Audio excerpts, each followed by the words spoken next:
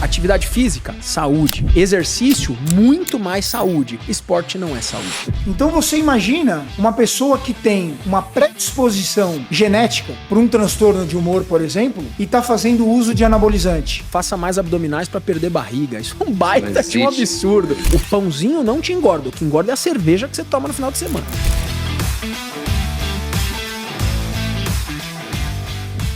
Cara, tem muito assunto pra falar com o Leandro, pessoal, porque ele é educador físico, você é pós-graduado em medicina do esporte, é isso, né? Só uma correção. Não existe mais o termo educador físico. Não? E ninguém sabe disso. E, na verdade, pra mim, tanto faz, tá? Mas o nome certo, o nome correto é profissional de educação física. Se estabeleceu isso, então não existe mais. Hoje é profissional de educação física. Fiz educação física, depois me especializei em medicina esportiva. E depois me especializei também em bodybuilding coach. Tenho 2 especializações. Você, acho que isso é uma coisa muito de quem faz musculação. Eu faço musculação há muito tempo, sempre fiz, parei vez ou outra na minha vida, mas sempre vi a importância da musculação. Traz um foco, não traz, cara? Você é um cara focado, né? Absolutamente focado. Inclusive, como a galera pode ver aí, eu tive uma fratura grave no rádio. E eu entendo que nessa vida... a gente tem o se e tem o quando, né? Um é possibilidade e o outro é probabilidade. E a partir do momento que você encara a probabilidade como algo na sua vida, eu acho que você consegue chegar. Então eu tenho essa parada na minha cabeça de quando eu pego um negócio pra fazer, eu faço pra valer. E quem é do esporte é assim, Gui. Você pega no futebol, que é o que a gente vai conversar hoje, provavelmente a galera que tá aí acompanha você e eu falando de futebol. Sim. Você pega um Cristiano Ronaldo, por exemplo. Tá? E com todo o respeito do mundo a outros grandes craques que passaram. Mas o meu jogador favorito de todos os tempos é o Ronaldinho Gaúcho, tá? Eu também. De todos os tempos. Eu acho que é o cara que, no seu melhor momento, jogou mais que todos. Só que você olha no olho do Cristiano Ronaldo e no olho do Ronaldinho Gaúcho, você entende a diferença de determinação. E eu acho que essa é a chave na vida de qualquer um. Então a gente tem o Pauta Livre juntos, por exemplo. Quando eu liguei pra você aquele dia e eu falei pra você, Gui, vamos fazer um programa assim, assim, assado, não foi jogando conversa fiada. Foi porque aqui eu já tava procurando um cara que também é assim e que não tava afim de brincar e perder tempo. E na vida, pra mim, assim, a musculação é muito disso, velho. Você vai lá, você vai deitar no supino, você vai fazer 3 séries de 10. Se você fizer meia boca, você não vai crescer, cara. Verdade. Ou você se desafia, ou você não cresce. Eu falo pros meus pacientes, às vezes chega o cara no consultório e tal, ele fala assim, pô, professor, gosto do seu trabalho, queria um treino prescrito por você e tal. Eu falei assim, meu irmão, vou falar o seguinte, o treino que eu vou prescrever pra você vai ter agachamento, supino e remada. Igual o do Zé, igual o do João, igual o do Pedro. A diferença vai ser como você vai fazer isso na academia. O nome disso é determinação. Qual é o maior mito sobre atividade física e saúde que você gostaria de desmentir de uma vez por todas? Nossa, que pergunta profunda, ele é muito bom, velho. Nossa, ele é legal. Muito bom, bicho. Cara, na verdade, mitos envolvendo exercício, você tem vários, né? Por exemplo, faça mais abdominais para perder barriga. Isso é um baita de um absurdo. Abdômen se constrói na cozinha, né? Mas assim, tem inúmeros mitos. Cara, dá pra gente fazer um programa aqui, fazendo um top 10 de mitos do treinamento, né? Mas a gente precisa entender a diferença entre atividade física, exercício e esporte. É muito importante. Atividade física é porque a gente vai cair no conceito de saúde, né? Sim. Atividade física, Gui, é tudo que te tira do repouso. Então, lavar louça é uma atividade física, varrer a casa é uma atividade física, você subir do primeiro para o segundo andar é uma atividade física, te tirou do repouso é uma atividade física. O exercício é uma atividade física planejada. Então eu vou fazer 4 séries de 10 com tantos quilos. Vamos sair da musculação. Eu vou fazer um round de 2 minutos de jab direto. Eu vou fazer o meu jogador chutar 30 vezes naquela posição do gol. Isso é exercício. E treinamento é uma sequência de exercício. O esporte já é todo exercício que envolve federação e competição. Aí pra mim não é saúde. Eu acho que a gente para no atividade física, saúde. Muito mais saúde. Esporte não é saúde. Esporte é sensacional e essencial também, porque trabalha outras coisas da vida como os fatores psicológicos, né? Mas no esporte você busca o quê? Alto rendimento. Alto rendimento não tá ligado à saúde, na minha opinião, e pode ser que eu esteja falando algo polêmico, mas é a minha opinião. Você pega o fisiculturismo, por exemplo, esporte que eu federei e pratiquei por tantos anos. O que tem de saúde no fisiculturismo, cara? É quase nada, né? Não, nada. É. Saúde mental, até certo ponto também. Até certo ponto, porque você fica doidão, fisiculturistas não fiquem bravos comigo, sou um de vocês. Mas não é. Futebol de alto rendimento. Olha o que acontece com o joelho dos atletas. Pega um atleta no final de carreira, olha o quanto ele já tá judiado. Quanto dura, Gui, a carreira de um atleta de futebol profissional? Né? Um atleta de luta. Pós também em carreira, né? Exato. Então eu acho que quando a gente fala de exercício, saúde, esporte de alto rendimento, não dá pra gente ligar com saúde, cara. Outra coisa aqui, outro mito, né? Perguntaram do mito aí. O carboidrato engorda, ou o carboidrato à noite engorda. Caloria de carboidrato e proteína é igual. Igual. As pessoas confundem muito isso. Igual. Eu confundia também, tá? É um absurdo. O que é o dobro é gordura. Né? A gente tá falando de uma relação de 4, 4 e 9. É a mesma coisa. E fala outro mito também que falam muito. Comer depois das 8 da noite engorda mais do que você comer de manhã. É um absurdo. Isso é uma mentira, né? Claro que é uma mentira. Outra coisa, se você treina em jejum, por exemplo, porque você se sente bem, o substrato que você vai utilizar naquele treinamento, qual que é? O carboidrato que você comeu antes de dormir, que ficou estocado, porque o que você utiliza, o glicogênio muscular, vou ser um pouquinho técnico, Gui, mas o glicogênio muscular durante o sono, ele não é utilizado. O glicogênio utilizado durante o sono é o hepático. Beleza? Então, durante o sono, o seu glicogênio, ou seja, aquele macarrão que você comeu à noite, ele fica armazenado, você vai acordar, vai treinar e vai utilizar esse substrato energético. A fonte primária de energia para a musculação é o carboidrato. E se você quer crescer, você não pode ter medo de comer carboidrato. Não, o pão não engorda. Quer ter energia também, né? Claro. Fonte primária de energia, o pãozinho não te engorda. O que engorda é a cerveja que você toma no final de semana. Nós vamos falar muito hoje de saúde mental. Exatamente, por isso a gente está com o Luiz Scaff aqui. Primeiro, muito obrigado, educador físico, especialista em saúde mental. Obrigado por ter topado vir aqui, viu, Luiz? Poxa, eu que agradeço a presença de vocês, aí o convite. Prazer, Márcio, Guilherme, em abrir um espaço, né, para a gente falar de um tema tão estigmatizado ainda e tão importante e tão atual, que é a saúde mental. Né? E o exercício físico vindo como hoje uma ferramenta fundamental no tratamento, né, de vários transtornos de humor e da saúde mental como um todo. Eu acho que seria interessante a gente separar, né?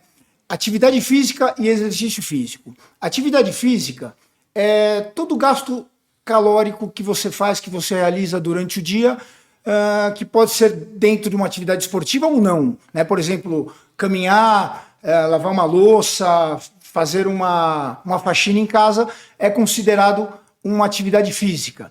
O exercício físico, ele é algo controlado e sistematizado. Então, ele tem um tempo de início, de duração, uma intensidade devida, e é isso que nós, professores de educação física especializados nesse assunto, então a gente vê hoje o exercício como um remédio, né?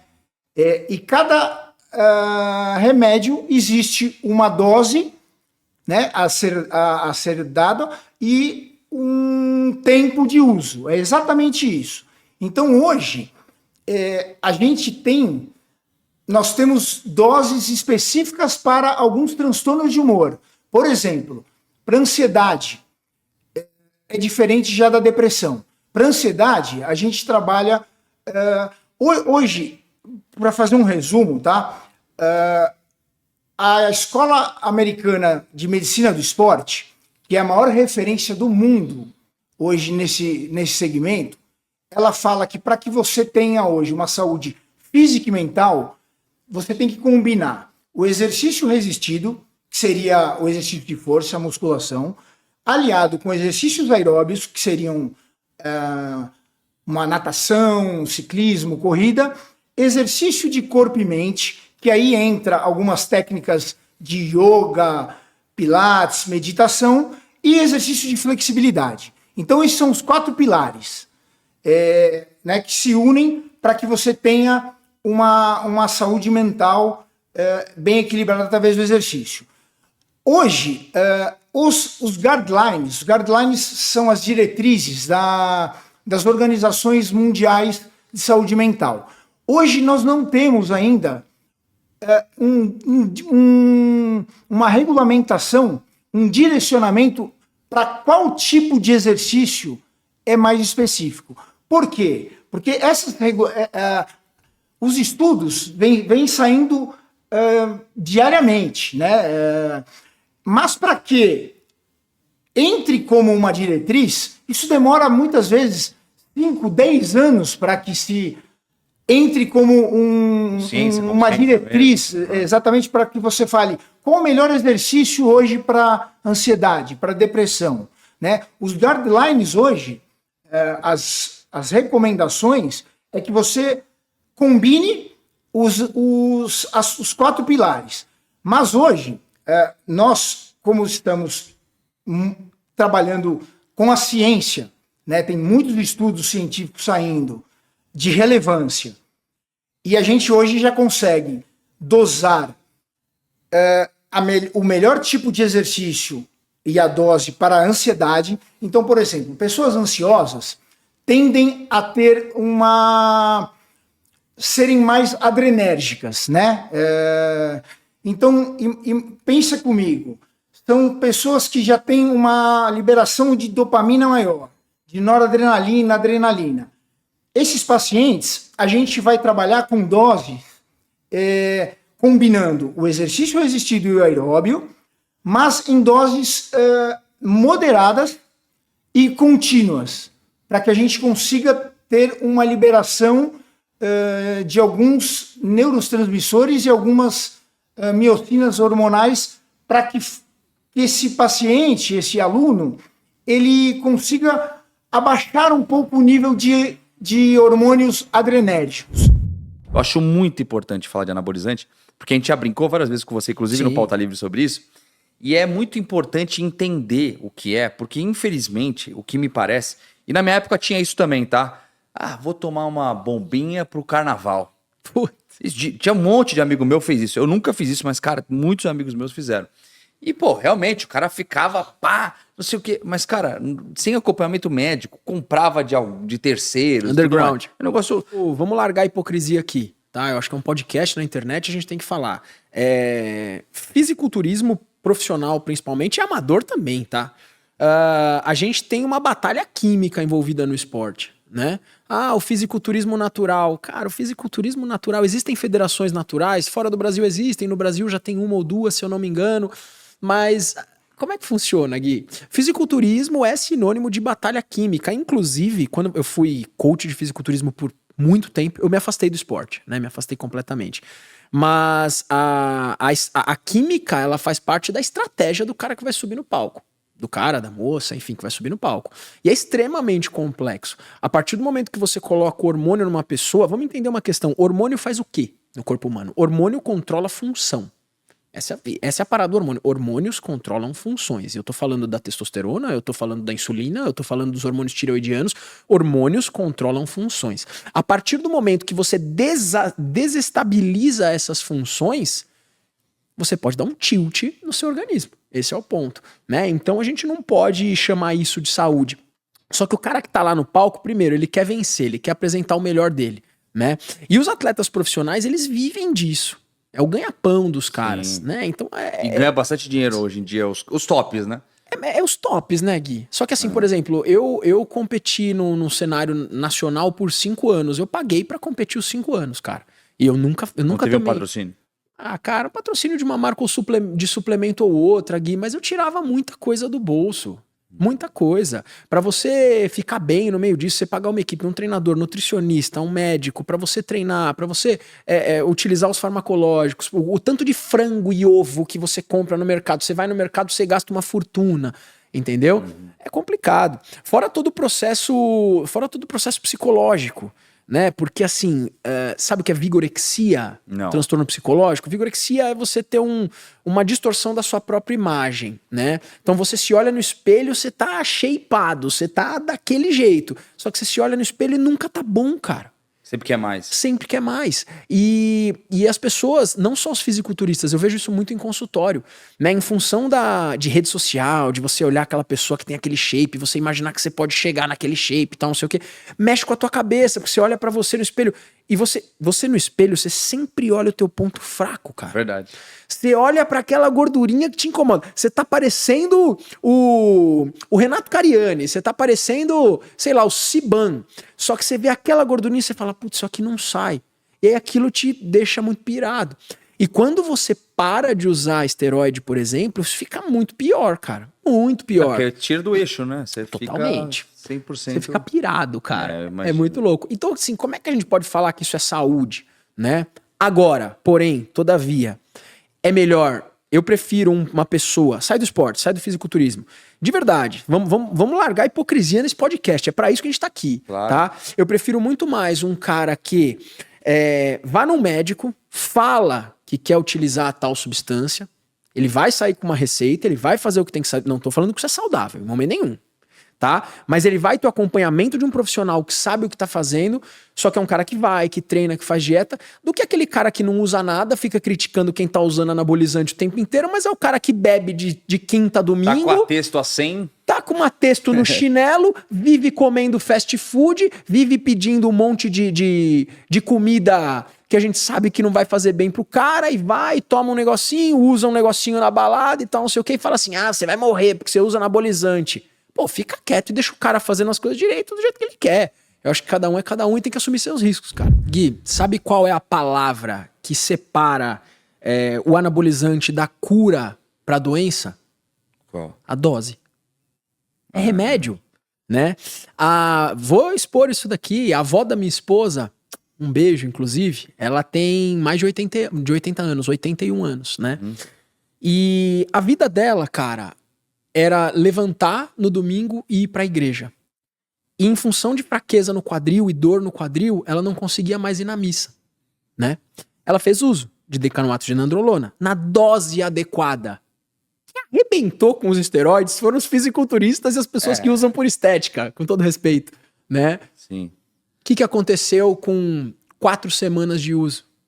Ela voltou a ir pra igreja. Ela conseguiu, voltou. Claro, porque associado a uma alimentação melhor e a fisioterapia, Sim. né? tem que Porque fazer você precisa do exercícios, estímulo de força, não é tomar e ficar aqui, né? Não é esperar levantado nada. Né? Não. Ela voltou a ir pra igreja, né? Inclusive, pessoas, por exemplo, em estágio de caquexia devido a alguma doença, né? Enfim, não vou citar várias doenças aqui, Sim, mas sim. é estado de caquexia. O que segura a pessoa ali é o esteroide. Imagina que a pessoa tá acamada, né? A pessoa tá no estágio final de câncer, acamada, Gui, não faz mais nada. O que vai acontecer com a massa muscular dessa pessoa, Gui? Vai atrofiar, né? Evaporar. E aí ela utiliza esteroide. E a diferença tá na dose. E aí a pergunta que você fez, o tal do preconceito. Porque quando fala de esteroide, todo leigo vira médico. É. Quando fala de Novalgina, ai que bom, vai melhorar a dor da sua cabeça. Pô, cara, remédio e tem controle médico. Volta da academia, toma um relaxante muscular. É pra você ficar melhor. Porra, Gui, não, bicho. Eu queria te perguntar, que eu até comentei com o Leandro aqui, que você até comentou sobre o bodybuilder agora, tem muita gente, o Cariani tá fazendo muito sucesso, os caras que competem, até eles mesmos falam sobre saúde, que aquilo não traz saúde para eles, na verdade é um esporte e tudo, alto rendimento muito difícil. O uso do anabolizante, tanto pro lado bom quanto ruim, está sendo mal usado muitas vezes por conta de pessoas que, sem médicos, sem saber o que precisa, vai lá, compra de um lugar que nem sabe de onde é e começa a usar, que é totalmente errado, totalmente ruim para a saúde, assim como às vezes um preconceito de pessoas que precisam do uso para, de repente, a testosterona está muito baixa, está com problema de autoestima, problema de querer sair de casa, às vezes é a testosterona baixa de alguns homens, algumas pessoas precisam disso, né? Como que você vê esse lado? Olha, sabiam que o Brasil é o maior consumidor de anabolizantes para uso estético do mundo? Olha o cenário que nós estamos. Não sabia disso, não. É bem complicado. Bom, esse é um tema um pouco delicado. Mas vamos lá. É o que você falou, né? Os hormônios, o hormônio é um remédio, né? Em casos de hipogonadismo, falta de né, de produção hormonal, realmente ele é um tratamento.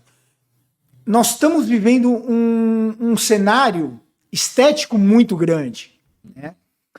Agora, olha só o impacto que é muito pouco falado. Eu não vou entrar no mérito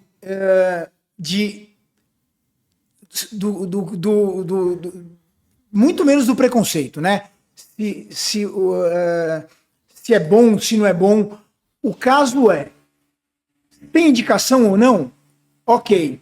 Agora, uma coisa que é muito pouco falada e muito pouco estudada ainda, os hormônios, ele tem um impacto direto nas nossas emoções. Porque é um hormônio que está entrando de forma exógena, de fora, né? Então, eu vou te dar um exemplo, tá? Só para vocês entenderem um pouquinho o público feminino, né? A mulher sofre muito com operações hormonais, né? E vocês, eu que sou casado, Márcio também, a gente vê como que a mulher se altera, né? Como o hormônio tem um poder de afetar o nosso humor, né? A nossa forma de pensar. Então você imagina uma pessoa que tem uma predisposição genética para um transtorno de humor, por exemplo, e está fazendo uso de anabolizante. Isso é um problema que muito pouco falado. E também, eu não vou falar isso com total propriedade, porque primeiro que é difícil de se estudar isso. É caso a caso também, né? Não, por quê? Porque primeiro tem muito pouco estudo sobre isso, porque colocar hormônio em pessoas que não têm a recomendação já é antiético. Então já é difícil de se estudar.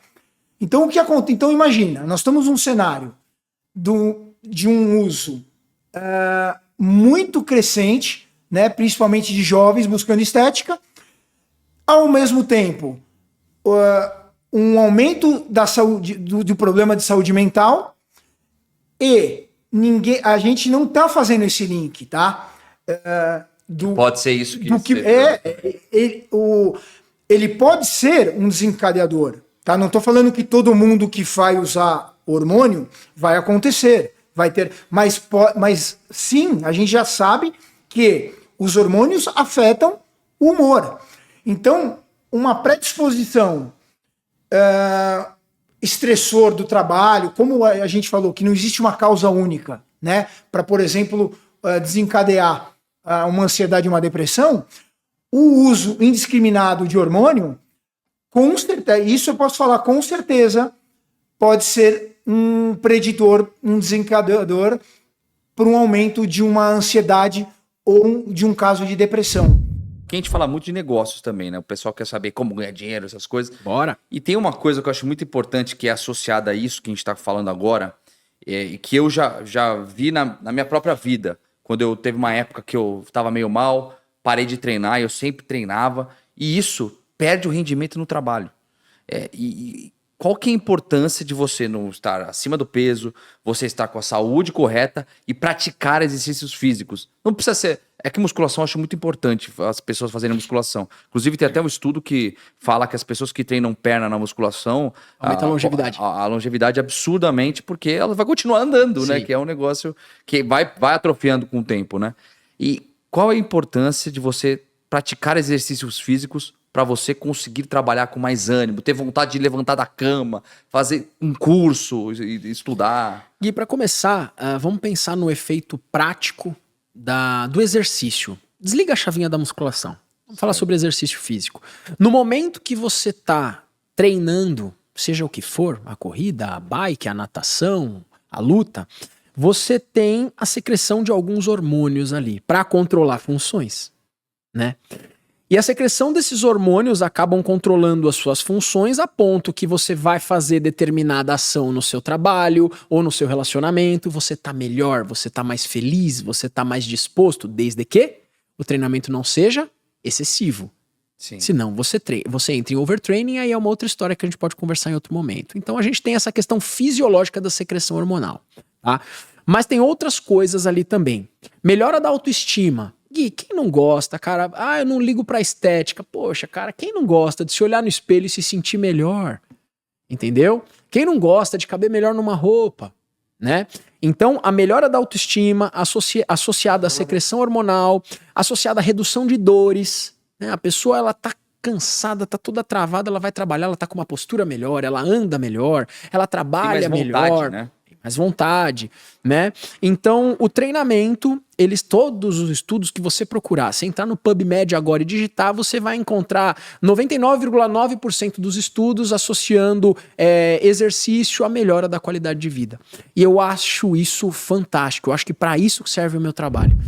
Só que hoje a gente já sabe que se você fizer 10 minutos de atividade física, de exercício ou atividade física, você já tem uma melhora aguda no seu humor. Então, porque assim, se você for pensar, né, em desempenho físico, em hipertrofia, ou em perda de massa, ou em ganho de massa magra, ou emagrecimento, você precisa realmente atingir um número de horas semanais maior, né? Maior para que você tenha esse resultado. Sim. Agora, pensando na saúde mental, você tem resultados agudos. O que é agudo?